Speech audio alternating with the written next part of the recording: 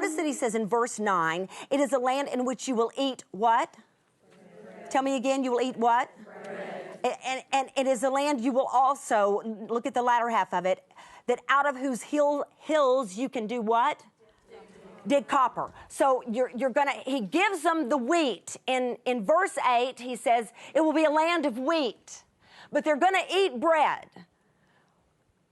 So, I mean, they can just sit and stare at their wheat stalk and go, in Jesus' name, be bread.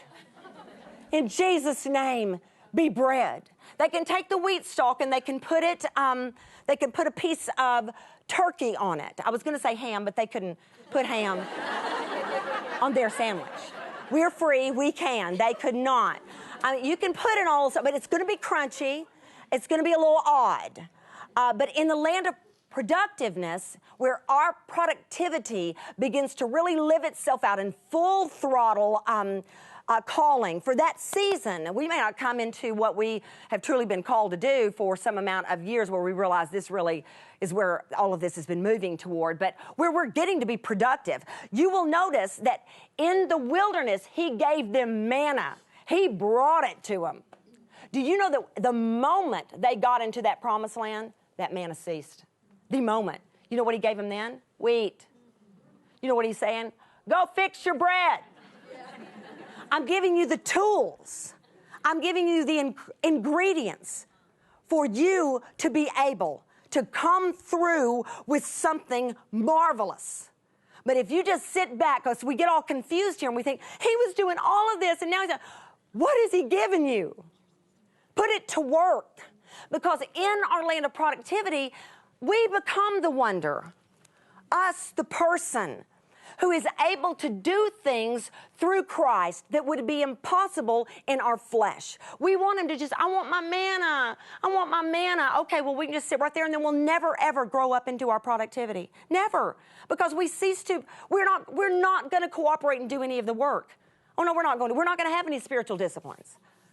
You know, we're not going to do what it takes. We look at somebody else that we think is productive, and we hear something, we say, okay, now, what does your life kind of consist of? And then we think, I don't have time for that.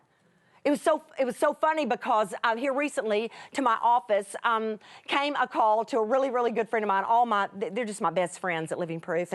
And she received a call that from a woman in Japan doing the Bible studies. And she said, well, is there a shorter version of the homework?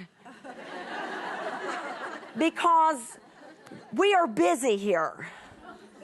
And we just laughed because, bless her, we're busy here, you know.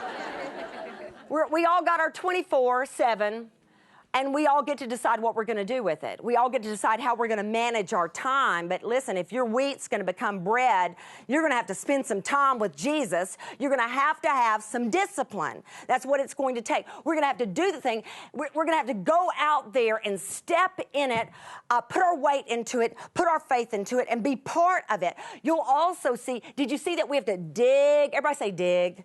I want you to feel it. I want you to see it under your finger. We have to dig the copper. He said, you know, go make bread and go dig out copper. Do you remember when they left Egypt? They just threw their treasures at them. Just threw them. Here, it's our gold and silver. And I mean, the Egyptians were just like throwing their treasures at them. It was just given to them right in their hand.